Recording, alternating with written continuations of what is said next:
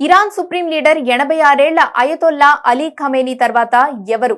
ఆయన స్థానాన్ని ఎవరు భర్తీ చేయనున్నారనే చర్చ ఇరాన్ అధికార వర్గాల్లో ఉంది. అయితే అంతకు మించిన చర్చ ఖమేనీ రెండో కుమారుడు 56 ఏళ్ల మత గురువు మొజ్తబా ఖమేనీ కూడా పెట్టిన ఆస్తులపై ఇప్పుడు ఎక్కువ చర్చ జరుగుతోంది. గ్లోబల్ గా విస్తరించిన అతని ఆస్తుల విలువ పర్షియన్ గల్ఫ్ షిప్పింగ్ నుండి స్విస్ బ్యాంకుల ఖాతాలో వరకు ఉన్నాయని భావిస్తున్నారు.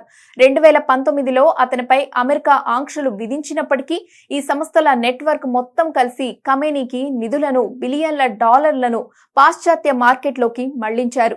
Mojtaba Khamenei London, Dubai, Germany, Spain వంటి దేశాల్లో వందల మిలియన్ డాలర్ల విలువైన విలాసవంతమైన భవనాలు, హోటళ్లు మరియు వ్యాపారాలను కలిగి ఉన్నారని బ్లూంబెర్గ్ పరిశోధనలో తేలింది. ఈ ఆస్తులేవి నేరుగా ఆయన పేరు మీద లేవు. అలీ అన్సారీ అనే ప్రముఖ ఇరానియన్ వ్యాపారవేత్తను బినామీగా వాడుకొని అనేక షెల్ కంపెనీల ద్వారా ఈ పెట్టుబడులు పెట్టారు. ప్రధానంగా ఇరాన్ చమురు అమ్మకాల ద్వారా వచ్చిన నిధుల నుంచే ఈ సంపద సమకూరినట్టు సమాచారం. ఇరాన్ పై కఠినమైన అంతర్జాతీయ ఆర్థిక ఆంక్షలు ఉన్నప్పటికీ గ్లోబల్ బ్యాంకింగ్ వ్యవస్థలోని లొసుగులను ఉపయోగించుకొని ఈ నిధులను విదేశాలకు తరలించారు. అమెరికాలో ట్రంప్ ప్రభుత్వం మళ్లీ అధికారంలోకి రావడంతో ఇరాన్ పై ఒత్తిడి పెరిగింది. అలీ అన్సారీపై బ్రిటన్ ఆంక్షలు విధించడంతో ఈ విదేశీ ఆస్తులను ఫ్రీజ్ చేసే అవకాశం ఉంది.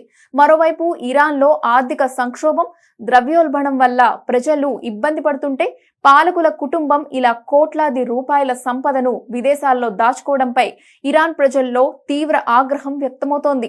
ఇరాన్ ప్రజలు పేదరికంతో అలమటిస్తుంటే పాలకుల కుటుంబం ఇలా విదేశాల్లో విలాసవంతమైన ఆస్తులు కూడబెట్టడంపై తీవ్ర విమర్శలు చెలరేగాయి.